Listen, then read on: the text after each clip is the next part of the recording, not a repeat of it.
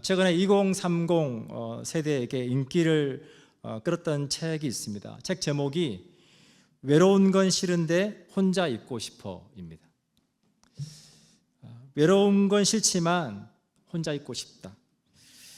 2030 세대니까 만날 때마다 사람들이 늘 묻겠죠. 취업은 잘 준비하고 있냐? 만나는 사람은 있냐? 계속해서 이런 거 저런 거 묻고 관심을 가져주는 그게 너무너무 좋은 거인지 알면서도 피곤한 거죠. 계속해서 뭔가 자신의 상황을 설명해야 되고 뭔가 변명하듯이 얘기해야 되고 누군가가 또 걱정해 주는 그것조차도 부담스러운 거죠. 근데 비록 비단 2030 세대만이 아니라 우리가 이민자로 살아갈 때 우리가 사람과 사람이 만나서 함께 서로의 삶을 나누고 교제하는 그것이 즐겁고 행복해야 되는데 우리가 우리의 삶을 나누다 보면 그것이 우리를 피곤하게 하고 외롭고 싶지는 않지만 그러나 혼자 있고 싶은 그러한 마음이 들 때가 있는 것을 경험하게 됩니다. 오늘 예수님께서 이 한 중풍병자에 관한 이야기를 통해서 우리 인간관계에서 정말 중요한 것이 무엇인지를 저희들에게 말씀해 주고 있습니다. 3절입니다. 사람들이 한 중풍병자를 네 사람에게 메워 가지고 예수께로 올세. 중풍이라고 하는 병은 오늘날의 의학용어로 보면 뇌졸중이죠. 환자마다 차이는 있지만 의식장애나 마비 등이 와서 정상적인 삶이 어렵게 됩니다. 지금은 이제 소천하셨지만 저희 어머니께서 굉장히 건강하셨어요. 근데 어느 날 하반신에 마비가 오셨어요. 어머님을 찾아뵀더니 어머님께서 무엇이 가장 어려운지를 말씀하시는 거예요. 정신이 멀쩡한데 몸을 못 움직이시니까 이제 그때부터 누군가의 도움을 받아서 살아가야 된다라고 하는 그것이 너무너무 힘들다라고 하시는 거예요.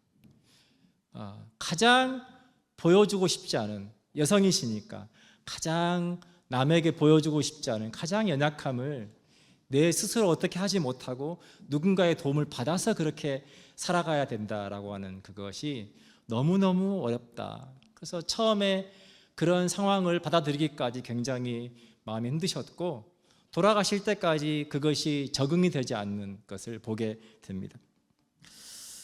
오늘 중풍병자가 등장하는데 그의 삶이 어느 날 멈추었습니다. 오늘 본문은 중풍병자에 대한 자세한 기록이 없습니다. 어디 사는 누구인지, 무엇을 하던 사람인지 그저 한 중풍병자라고만 기록되어 있습니다. 어느 한순간 그의 모든 삶이 멈추어져 버렸어요. 그리고 깊은 절망 가운데 빠질 수밖에 없게 되었습니다. 그런데 그의 삶 가운데 멈추지 않은 것이 있더라라고 하는 겁니다. 오늘 본문의 3절은 사람들이라고 하는 단어로 시작됩니다. 비록 그의 삶은 뜻하지 않은 병으로 멈추었지만 그를 아끼고 사랑하는 사람들의 그 마음은 멈추지 않았다라고 하는 겁니다. 함께했던 그 사람들이 마을 사람일 수도 있고 가족이나 친구들일 수도 있습니다. 만약 중풍병자가 멀리서부터 왔다면 적은 인원으로 함께 오는 것이 참 어려웠을 거예요. 제가 장례식장에 가서 이렇게 운구를 해보면 생각보다 굉장히 무겁다는 걸 느껴요. 그러니까 움직이지 못하는 사람을 이렇게 들어서 옮긴다는 게 굉장히 무겁습니다. 근데 만약 그 병자의 집이 먼 곳이었다면 예수님께서 계신 곳까지 그렇게 오려고 할 때 정말 많은 사람들이 함께 해주지 않으면 거기까지 올 수가 없는 거죠. 그리고 그렇게 예수님께서 어디에 계신다라고 하는 소문을 듣고 그 예수님께 한번 가보자라고 할 때 모든 사람이 거기에 찬성하지는 않았을 거예요. 누군가는 부정적이었을 겁니다. 예수님을 만난다고 해서 이 병이 나을 수 있을까? 의미가 있을까? 그런데 실제로 병자 본인도 어쩌면 아무런 기대가 없을 수 있었을 것 같아요. 그런데 누군가는 설득하고 누군가는 그 부정적인 생각을 바꾸고 그래도 한번 가보자. 예수님으로 인해서 많은 사람들이 치유되고 있다고 하니 우리가 한번 가보자. 혹시 병이 나을 줄 누가 알겠냐? 누군가는 그렇게 설득해서 거기까지 가게 되었을 거라고 하는 겁니다. 사랑하는 여러분, 우리를 도와줄 수 있는 누군가가 우리 옆에 있다라고 하는 것은 우리의 삶에 굉장히 중요합니다. 특별히 우리의 삶이 위기를 만났을 때 정말 그것들이 굉장히 중요하게 작용하고 우리의 삶에 너무나 큰 차이를 만들어내는 것을 보게 됩니다. 공황장애로 인해서 고생했던 한 선교사님과 교제할 기회가 있었어요. 그분이 선교를 하다가 공황장애가 와서 선교지에 있을 수가 없어서 한국으로 돌아오셔서 한 집사님께서 아파트를 사용하시게 해주셔서 거기 아파트에 머무셨는데, 그분이 공황장애로 인해서 겪는 그 고통에 대해서 설명을 하시는데 이렇게 말씀하시는 거예요. 이렇게 큰 아파트 단지에 내가 있는데 그 큰 아파트 단지에 내가 홀로 갇혀 있는 것 같은 느낌, 아무도 없고 나 혼자 거기에 갇혀 있는 것 같은 느낌, 그 느낌이 공황장애가 겪는 고통이라 그렇게 하시더라고요. 사랑하는 여러분, 그렇게 주변에 사람이 많은데 내가 혼자인 것 같을 때, 비단 공황장애뿐만 아니라 우리가 그런 경험을 할 때가 여러분 있지 않습니까? 우리 주변에 너무나 많은 관계들이 있고 너무나 많은 사람들이 있지만 내가 혼자인 것 같고 내 혼자의 힘으로 뭔가를 해결하기가 너무나 버겁다라고 느껴질 때가 여러분 있지 않습니까? 창세기 28장 15절에서 야곱에 대한 이야기를 해줍니다.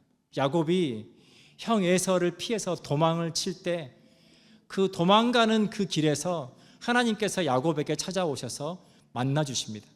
그러면서 하나님께서 야곱에게 이렇게 말씀해 주세요. 제가 창세기 28장 15절을 읽어드립니다. 내가 너와 함께 있어 내가 어디로 가든지 너를 지키며 너를 이끌어 이 땅으로 돌아오게 할지라. 내가 내게 허락한 것을 다 이루기까지 너를 떠나지 아니하리라 하신지라. 네가 지금 혼자인 것 같지만 내가 너와 함께 있어 주겠다. 네가 지금 이렇게 가는 것이 맞는지, 잘못된 선택은 아닌지, 저리로 가야 되는 건 아닌지, 그거에 대해서 네가 마음고생하지만 네가 어디로 가든지 내가 너를 지키고 너를 이끌어서 이 땅으로 돌아오게 할지라. 네가 있어야 할 그 자리까지 내가 너를 지켜주고 내가 너를 인도해 주겠다. 그리고 내가 너에게 허락한 것을 다 이루기까지, 너를 향한 나의 그 계획들이 다 이루어질 때까지 너를 떠나지 아니하리라 하신지라. 아멘. 사랑하는 여러분, 이 말씀이 오늘 하나님께서 저와 여러분에게 하시는 말씀 되시기를 축복합니다. 내가 어디로 가든지 내가 너와 함께 있고 너를 향한 나의 계획이 다 이루어질 때까지 내가 너를 떠나지 않으리라. 내가 너를 지켜주고 내가 너를 인도해 주리라. 여러분 삶 가운데 그 하나님의 은혜가 경험되시기를 축복합니다. 사랑하는 여러분, 저와 여러분의 인생 가운데 중풍병과 같이 한순간에 모든 상황이 변하는 그러한 일들을 경험할 때가 있습니다. 상황은 변할 수 있고 사람은 떠날 수 있고 우리가 깊은 절망에 놓일 때가 있지만, 그러나 여러분 그러한 순간마다 여러분 기억하시기를 축복합니다. 내가 너를 떠나지 아니하리라. 그 하나님의 음성을 기억할 수 있기를 축복합니다. 내가 너를 떠나지 아니하리라. 오늘 본문 4절입니다. 무리들 때문에 예수께 데려갈 수 없으므로 그 계신 곳에 지붕을 뜯어 구멍을 내고 중풍병자가 누운 상을 달아내리니. 지금 예수님께서 한 집에 머무시고 사람들을 가르치고 있습니다. 그런데 아마도 예수님께서 머무셨던 그 집은 많은 사람들이 모일 수 있는 비교적 큰 집이었을 것 같아요. 하지만 사람들이 집 안에서부터 바깥까지 꽉 차 있어서 도저히 이 중풍병자를 데리고 그 안으로 들어갈 수가 없었습니다. 우리가 보통 그런 상황이 되면 두 가지 선택을 합니다. 한 가지는 포기를 하거나 한 가지는 모임이 끝날 때까지 그냥 밖에서 막연하게 기다리는 거죠. 언제 끝날지 모르지만 예수님께서 나오실 때까지 밖에서 기다리는 거죠. 그런데 이 중풍병자를 데려온 사람들은 그럴 수가 없었어요. 지금 너무나 절박했습니다. 오늘 오늘 지금 이 친구가 예수님을 만나지 않으면 그 병으로 인해서 멈추어진 그 삶이 다시 시작되지 못할 거라고 하는 두려움이 있었어요. 절박함이 있었어요. 그래서 그 사람들은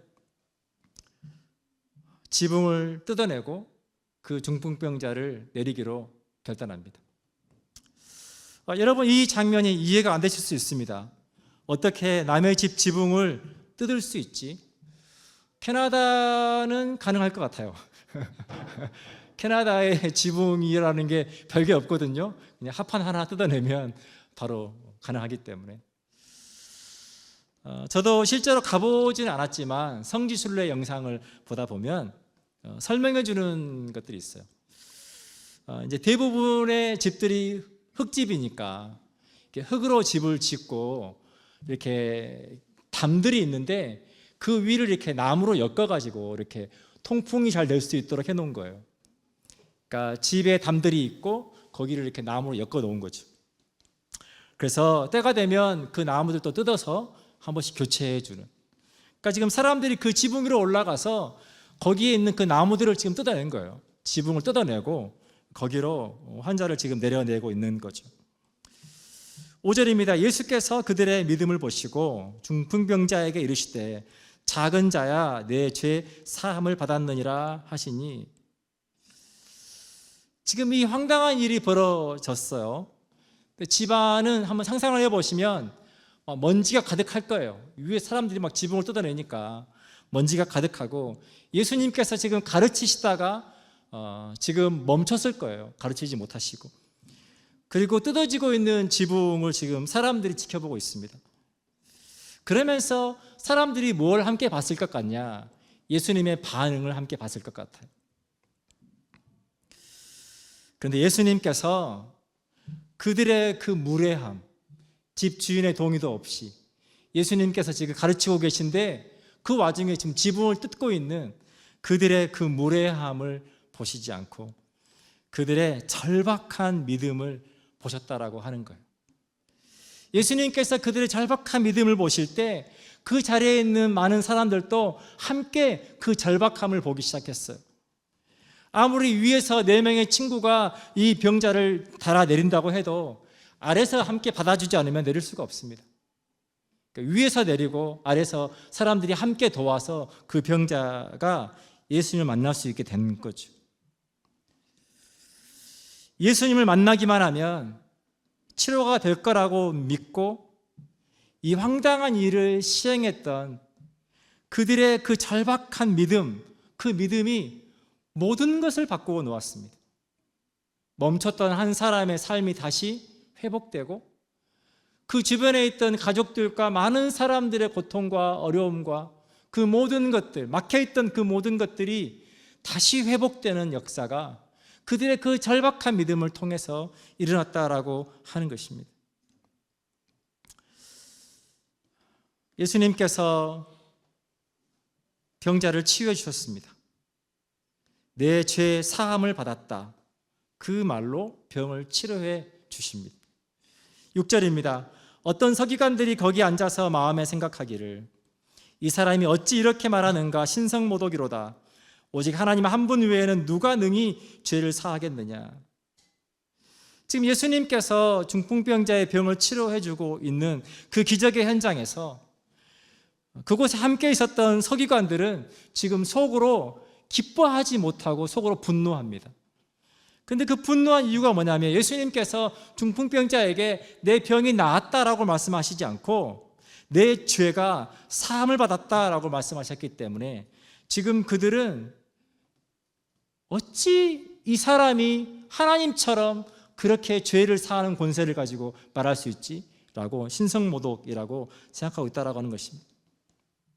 그들은 예수님의 가르침과 행함을 지금 눈앞에서 보고 있음에도 불구하고 예수님을 메시아로 인정하지 못했습니다.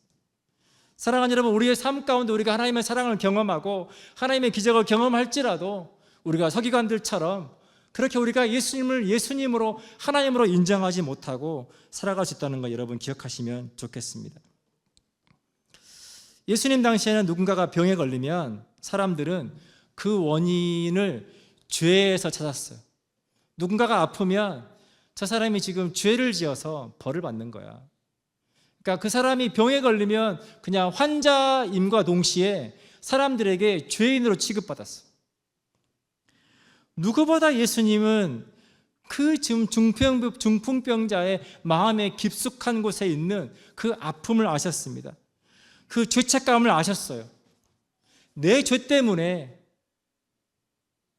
나도 병들었지만 내 죄 때문에 내 가족들과 많은 사람들이 고생하고 있다라고 하는 것, 그 미안함, 그 안타까움, 그 속상함, 그런 아무것도 할 수 없는 본인의 상황, 그 모든 것들을 예수님께서 너무나 잘 아셨다라고 하는 것입니다.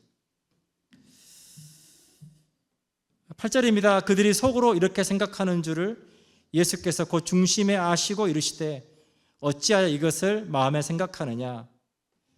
예수님께서 서기관의 생각을 아셨습니다. 그들이 속으로 생각했지만 그것을 아셨어요. 그리고 다시 반문하십니다. 9절입니다. 중풍병자에게 내 죄 사함을 받았느니라 하는 말과 일어나서 내 상을 가지고 걸어가라 하는 말 중에서 어느 것이 쉽겠느냐? 여러분, 어느 말이 쉽겠어요? 내 죄가 사함받았다라고 하는 말과 이제 일어나서 내 상을 가지고 걸어가라라고 하는 말, 어느 말이 쉽겠어요? 당연히 병자에게는 네가 이제 다 나았으니 이제 일어나서 걸어가라라고 하는 말이 쉽겠죠. 예수님께서 어려운 말을 지금 쓰고 있다는 거예요. 내 죄가 사함받았다. 그 이유는 오늘 본문에 나와 있습니다. 10절입니다. 그러나 인자가 땅에서 죄를 사하는 권세가 있는 줄을 너희로 알게 하려 하노라 하시고, 예수님은 이 땅에 단지 사람들을 가르치고 병을 고쳐주기 위해서 오신 것이 아니라 십자가의 죽음을 통해서 모든 사람의 죄를 사해 주시기 위해서 오셨기 때문에 예수님은 그 중풍병자의 깊숙한 곳에 있는 죄책감을 치유하실 뿐만 아니라 또한 죄를 사할 수 있는 권세가 있는 하나님이신 것을 사람들로 하여금 알게 하셨다라고 하는 것입니다. 요한복음 10장 10절로 11절에서 예수님은 이렇게 말씀하십니다. 도둑이 오는 것은 도둑질하고 죽이고 멸망시키려는 것이요, 내가 온 것은 양으로 생명을 얻게 하고 더 풍성히 얻게 하려는 것이라. 나는 선한 목자라. 선한 목자는 양들을 위하여 목숨을 버리거니와. 예수님께서 이 땅에 오신 목적은 우리로 하여금 생명을 얻게 할 뿐만 아니라 더 풍성히 얻게 하려 함이라. 그것을 위해서 나는 선한 목자와 같이 기꺼이 내 목숨까지 버리기 위해서 왔다. 그 이야기를 하고 있다는 것입니다. 사랑하는 여러분, 저와 여러분이 그 하나님의 은혜를 누리고 있다는 것을 여러분 기억하시면 좋겠습니다.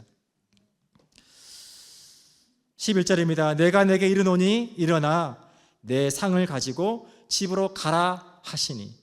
이제 예수님께서 중풍병자가 이해할 수 있는 말로 말씀하십니다. 12절입니다. 그가 일어나 그 상을 가지고 모든 사람 앞에서 나가거늘 그들이 다 놀라 하나님께 영광을 돌리며 이르되 우리가 이런 일을 도무지 보지 못하였다 하더라. 사랑하는 여러분, 예수님은 이 땅에 죽기 위해서 인간으로 오셨지만 죄를 사하는 권세가 있는 하나님이심을 우리에게 말씀하십니다.